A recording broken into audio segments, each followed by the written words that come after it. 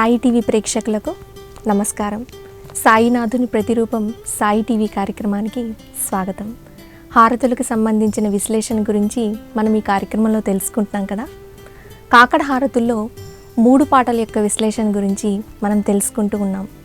ఈరోజు కూడా మనం 3 పాటల యొక్క విశ్లేషణ గురించి కొనసాగిద్దాం. సాయిరామ్ సార్. చాలా చక్కగా ఉంది సార్ అసలు ఈ పాటల యొక్క విశ్లేషణ గురించి తెలుసుకోవడం. మనం హారతులకు సంబంధించి ఇప్పటి వరకు కూడా ఒక కార్యక్రమాన్ని మనం ప్రసారం చేస్తూ వస్తున్నాం. హారతులు అర్థం అని చెప్పి, అంటే తెలుగు పాట మరాఠీ పాట ఎలా ఉంటుంది అంటే అదొక పాట నుంచి పాటకు ట్రాన్స్లేషన్ చేసుకుంటూ వస్తున్నాం. దాంతోపాటు అసలు హారతులకు సంబంధించి ఒక విశ్లేషణ, అంటే ట్రూ ట్రాన్స్లేషన్ కాదు, అంటే ఈ అభంగం ఉంది, ఈ అభంగం నుంచి మనం ఏం నేర్చుకోవాలి. చాలామందికి మనం హారతులు వచ్చేసినాయి, మనం హారతులు నేర్చేసుకున్నాం, హారతులు పాడుతున్నాం, హారతులకు కొంత అర్థాన్ని మనం తెలుసుకున్నాం అని చెప్పి మనం అనుకుంటాం. కానీ బాబా మార్గంలో ఇదేంటంటే ఒక భవసాగరం. మనం ఎంతసేపు ఈదినా ఇంకా తీరం అనేది దొరకదు. అంటే దాన్ని ఎప్పటికీ మనము బాబాకు సంబంధించినటువంటి విషయాలను అన్వేషిస్తూ ఉండాలి, కొత్తగా దాన్ని అర్థం చేసుకోవడానికి ప్రయత్నం చేస్తూ ఉండాలి. హేమాద్రి పంత్ గారు సచ్చరితలో ఒక మాట చెప్తారమ్మా, ఎంత అద్భుతంగా చెప్తారంటే, ఈ భూప్రపంచంలో ఒక ఒంటరి కాకిగా ఉన్నటువంటి నేను సాయిబాబా అనేటువంటి ఒక సరస్సులోకి వచ్చి హంసనయ్యాను అంటాడు. అంటే ఎంత వ్యత్యాసం. అంటే బాబాకు సంబంధించి, బాబా మార్గానికి సంబంధించి అన్వేషిస్తున్నప్పుడు, ఆయన గురించి మనం ఆలోచిస్తున్నప్పుడు, ఆయన తెలుసుకోవాలన్నటువంటి తపన మనలో పెరుగుతున్నప్పటికీ ఏమైందంటే కాకి కాస్త హంస అవుతుంది. ఆ కాకి నుంచి ఈరోజు మనం ఒక కాకుల్లాగా మనం ఉన్నాం. ఈ కాకులందరం కూడా మనం హంసలం కావాలంటే సాయిబాబా అనేటువంటి ఒక మానస సరోవరంలో మనం హంసలం కావాలి. హంసలం కావాలంటే ఏం కావాలి? ఎప్పటికీ బాబాకు సంబంధించినటువంటి విషయాలు అన్వేషిస్తూ ఉండాలి. ఇది మనకు ఒక నిరంతర ప్రక్రియగా కొనసాగాలి. చాలామంది అడిగారు, ఏముంటారండి హారతి సాయిబాబా అంటే ఆ హారతి ఇచ్చాను సాయిబాబా, అర్థమైపోయింది అక్కడికి. అది కాదు, దాంట్లో నుంచి ఎప్పటికప్పుడు మన జీవన విధానానికి మనం ఎట్లా అన్వయించుకోవాలి, ఆ జీవన శైలిలో బాబా హారతి పాటల్లో ఉన్నటువంటి దాన్ని మనం ఏ విధంగా ఆచరించాలి, ఇది చాలా ముఖ్యం. అందుకనే ఈ హారతులకు ఇంత ఇంపార్టెంట్. బాబా మార్గంలో హారతులకు ఉన్నంత ఇంపార్టెంట్ దేనికి లేదు. ఎందుకంటే బాబా గారు శరీరంతో ఉన్నప్పుడు ప్రారంభమై వాటిని ఇప్పటి వరకు మనం కొనసాగించుకుంటూ వస్తున్నాం. నిజంగా ఇది మనం ఈ హారతులకు సంబంధించి దీంట్లో పాల్గొనడం, దీన్ని విశ్లేషణ చేసుకోవడం మనందరి అదృష్టంగా మనం భావించాలి. చాలా చక్కగా చెప్పారు సార్. ఉటా ఉటా సాయినాథ 4వ చరణం నుంచి ఇప్పుడు ప్రారంభిద్దాం సార్. భో సాయినాథ మహారాజ్ భవతి మిరనాస కరవి అజ్ఞానీయమేకితే తవ వర్ణాని ధోరవి.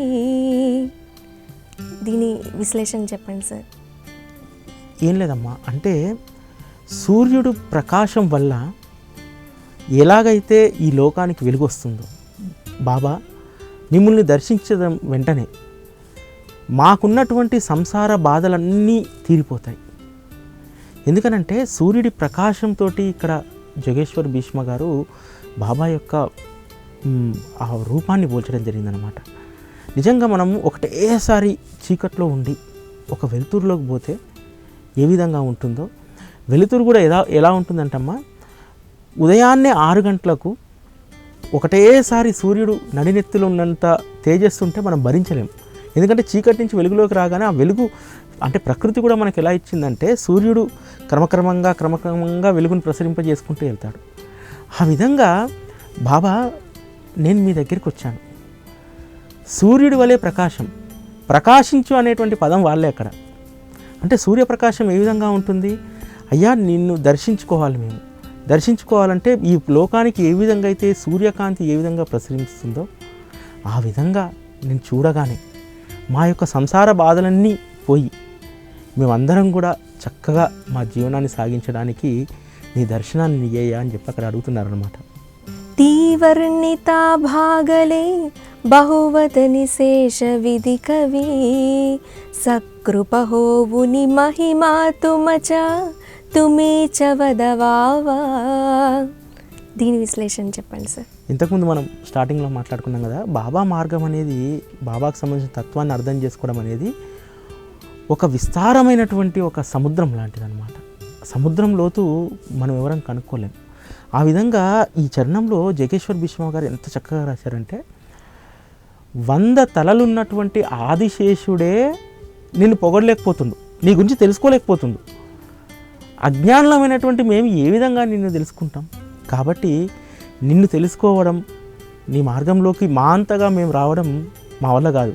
అక్కడ లాస్ట్లో ఏం చెప్తున్నారంటే మళ్ళీ జోగేశ్వర భీష్మ గారు, అయ్యా నీ మహిమను నువ్వే ప్రకటించుకొని మనం బాగు చేయంటున్నాడు. అంటే ఒక చక్కటి ఇంకొకటి ఏంటంటే, ఇదే చరణం మనకు మళ్ళీ మధ్యాహ్న హారతిలో వస్తుంది. అనంత తులాతే కసేరే నమావే, అనంత తులాతే కసేరే స్తవావే, అనంత ముఖాచా శిశేషేషగాత. అంటే ఇక్కడ కూడా ఏం చెప్తారంటే, 100 తలలున్నటువంటి ఆదిశేషుడు నిన్ను పొగడలేక అలసిపోయిందట. ఇంకా మా వల్ల ఏమైంది?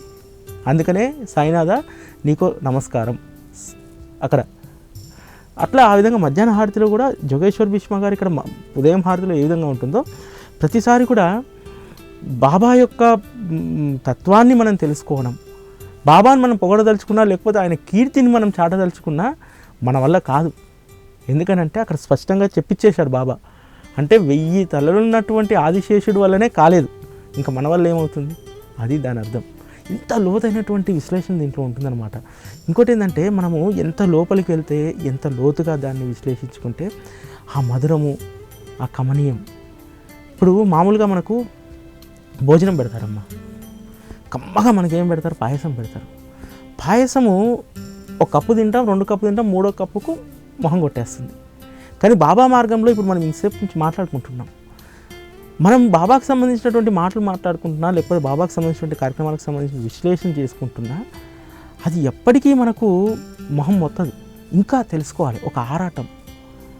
అందుకని ఇక్కడ ఆదిశేషుడు అనేటువంటి మాట వాడడం జరిగింది. అంటే అన్ని తలలు ఉన్నోలే, మనం అజ్ఞానము, మనకు కూడా తల ఉంది, కానీ ఆ తలలో జ్ఞానమే లేదు, ఇంకా మనమేంత అక్కడ అనేది అక్కడ అర్థం అనమాట. ఎక్కడైనా సరే బాబా మార్గంలో, బాబా హారతుల్లోనే కావచ్చు, సచరిత్రలోనే కావచ్చు, ప్రతిసారి ఏంటంటే మనల్ని మనం తెలుసుకునే ప్రయత్నం అక్కడ చేస్తాం. మనం ఇది హారతులకు సంబంధించి అర్థం తెలుసుకోలేకపోయినా, ఈ ప్రాపంచిక రంగంలో మనం ఒక మనిషి జన్మ తీసుకొని, మనిషి జన్మ తీసుకోవడం ఒకటి. రెండో స్టెప్ ఏంటంటే, సద్గురు అయినటువంటి బాబా మార్గంలోకి వచ్చిన తర్వాత మనల్ని మనం తెలుసుకోలేకపోతే, మనల్ని మనం అసెస్ చేసుకోలేకపోతే, మనం ఇప్పుడు స్కూల్లోకి వెళ్తే మన అసెస్మెంట్ అంతా కూడా టీచర్లు చేస్తారు. తర్వాత ఉద్యోగానికి వెళ్తే మన స్కిల్ ఏందనేది అక్కడ మనకు ఉద్యోగం ఇచ్చినటువంటి వాళ్ళు చేస్తారు. మనం వ్యాపారం చేస్తుంటే మన balance sheet, loss and profit అదే అనాలిసిస్ చేస్తుంది. మరి మనుషులుగా పుట్టి సద్గురువు దగ్గరికి వచ్చినప్పుడు సద్గురువుగా మనల్ని ఎవరు అనాలిసిస్ చేస్తారు? బాబా అనాలిసిస్ చేస్తాడు, నెంబర్ 1. నెంబర్ 2, బాబా మార్గంలో ఎప్పటికీ ఏం చెప్తారంటే, బాబా సచ్చరిత్రలో కానీ హారతుల్లో కానీ మనం తెలుసుకోవాల్సింది ఏంటంటే, మనల్ని మనం అనాలిసిస్ చేసుకోవాలి. ఇక్కడ అదే హారతుల్లో మనల్ని మనం అనాలిసిస్ చేసుకునేది ఉంటుంది. ఇప్పుడు ఈ చరణంలో ఏ విధంగా అయితే ఆదిశేషుడు అనేటువంటి 100 తలలు ఉన్నటువంటి వాళ్ళే నీ యొక్క మహత్తును పొగడలేకపోతుండు, లేకపోతే నేను గుర్తించలేకపోతుండు, మేమెంత అంటే అప్పుడు మనం అర్థం చేసుకోవాలి. ఓహో, నాకున్నటువంటి ఒక మట్టి బుర్ర, ఈ మట్టి బుర్రలో నా జ్ఞానం ఎంత, నా జ్ఞానాన్ని నేను మనిషిగా పుట్టినందుకు నేను దాన్ని ఎంత పెంపొందించుకోవాలి, నేను ఎంత జ్ఞానాన్ని నేను సంపాదించుకోవాలనేటువంటి దాన్ని అక్కడ అసెస్ చేసుకోవాలి మనం. ఇది అసెస్మెంట్, ఇది హారతుల యొక్క శాంటిటీ. కాబట్టి హారతుల శాంటిటీ మామూలుగా ఉండదు. ఏదో మనం చదువుకొని పోతున్నంతసేపు అది కాదు హారతి యొక్క అర్థం. దాని యొక్క శాంటిటీ గుర్తించాలి. ఆ శాంటిటీలో మన జ్ఞానం ఎంత అనేది కూడా మనం ఎప్పటికప్పుడు అసెస్ చేసుకోవడానికి హారతులు బాగా పనికొస్తాయి. ఇప్పుడు ఇంకొక చరణం యొక్క విశ్లేషణ తెలుసుకుందాం సార్.